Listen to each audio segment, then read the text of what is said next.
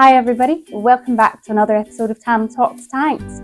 It's finally summertime in the UK and everybody's sick and tired of hearing about summer bodies, but that doesn't apply to shrimp. Let's body shame some shrimp. But before we get into it today, if you enjoy the video, please leave a thumbs up because it does help with the algorithm and everything. And if you really enjoy it, then feel free to subscribe. Now, let's body shame some shrimp. U-G-L-Y, you ain't got no alibi, you ugly. Look at the state of you. Ugh.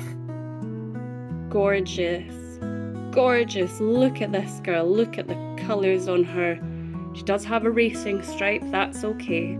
We don't mind a go faster stripe. This is the colour that we love to see for a boy. Red, and then a bit of black going along the back. Beautiful, beautiful boy. This one, that's alright. It's red, pretty solid colour, not very dark. This one, however, look at you. Look at you. That's right, you get back there. You're gonna get evicted. Just look at that gorgeous, gorgeous shrimp. Now that is one to line breed. That one, just behind it, this girl, bit too purple, bit too purple. Lovely deep coloration, but just a little bit too purple. She's gonna go in the cull tank. We love this. We love this. The legs, she needs to colour up on her legs, but look at that body. Gorgeous. Now, there is a way that we can make this easier, so come with me to the garden. Right, if you've got a garden, this plant here, stinging nettles, it's a cherry shrimp's favourite food. Just take a couple of leaves. Let's take a couple of leaves off, careful of the stings. Let's go boil them. Give them a rinse, pop the leaves in the cup. Just add water and put it in the microwave for around 3 minutes or something, making sure it's nice and soft.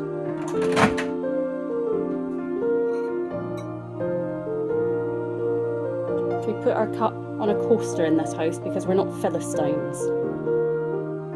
And then just pop it in the bowl somewhere where you're likely to see them really well. So I like to do it out in the open.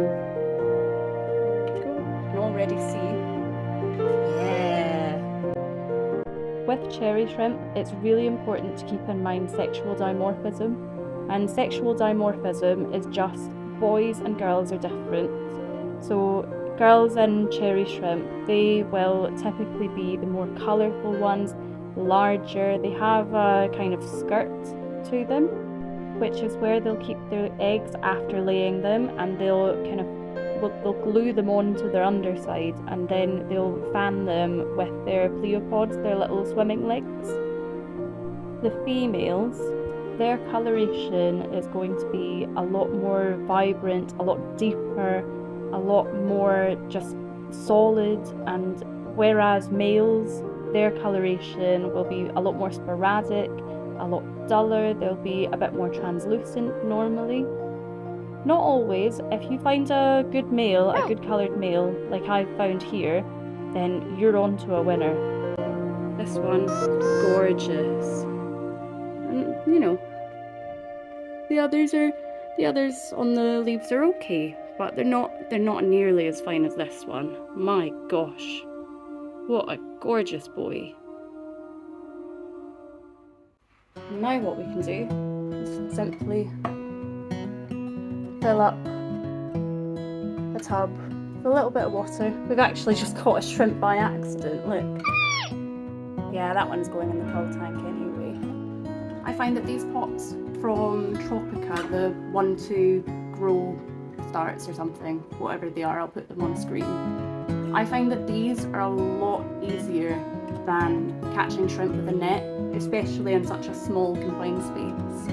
So let me show you how I do that just now. Make sure that your hands are clean. Simply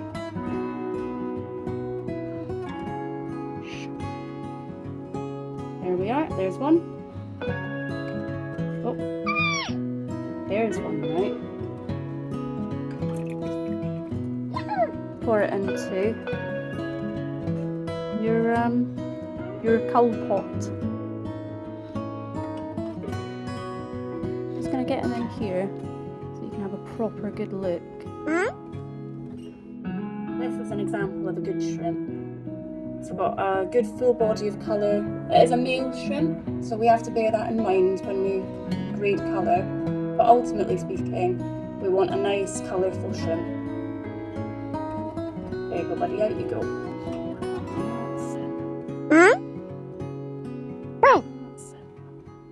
You're going to a new.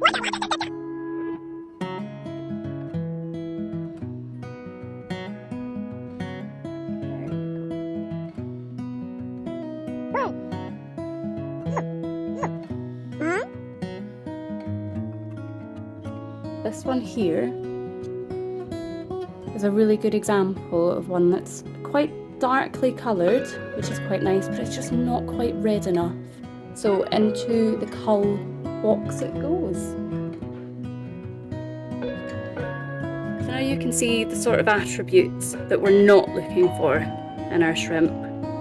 Like, we've got purple shrimp, kind of blue shrimp, we've got one shrimp in particular,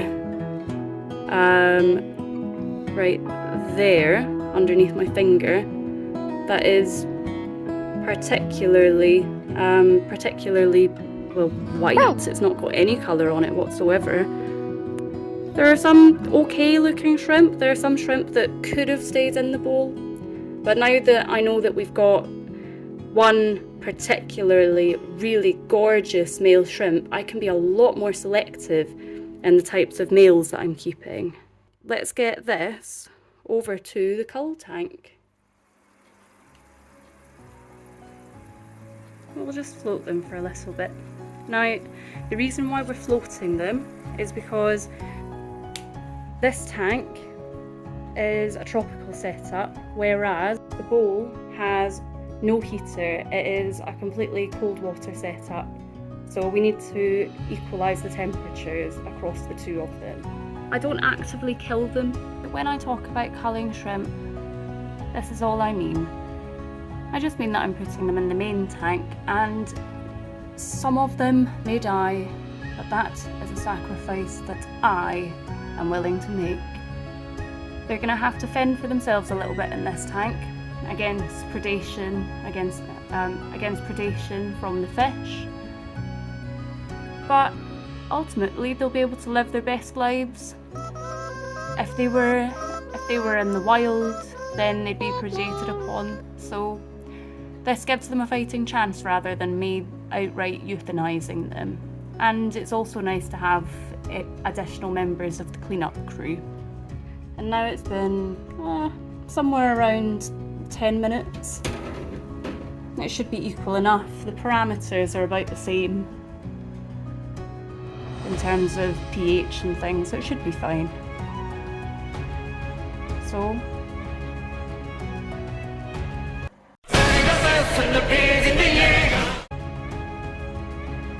in they go.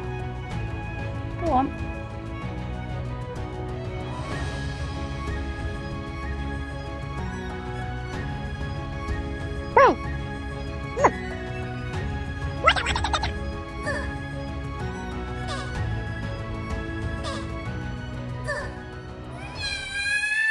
Now there are a lot fewer shrimp in the shrimp bowl, but that's okay, because what I'm trying to do is I'm trying to line breed cherry shrimp. I want to bring about a line that's very similar to the Kanoko line, and I'm probably butchering that. I only know it through reading, so I don't know how it's pronounced, so please forgive me. But that is what I would like to bring back, where they've got these very deep, brilliantly red, deep, dark bodies they're so gorgeous, and that's exactly what I'm looking for. The next generations of shrimp will come from the shrimp that I've chosen to keep in the bowl, the very dark, colourfully red shrimp. The next generations of shrimp will follow suit. One day I would like to have the ability, the capacity to be able to take 2 shrimp from my bowl and say, you and you are going to have beautiful babies, but I don't have that facility right now, so this is what I have. So all I'm doing is I'm whipping out the shrimp that don't quite hit the mark, some by a long shot. Some are okay, like we saw in the video. Some shrimp are actually quite nice looking, but they're not what I'm after when I'm looking to line breed them. I've not totally eradicated all of the uglies because it's going to be quite difficult in this bowl, but that's okay. Step by step, pace by pace. So I hope you enjoyed today's video, and I hope to see you in the next one. Thanks very much for watching. Bye!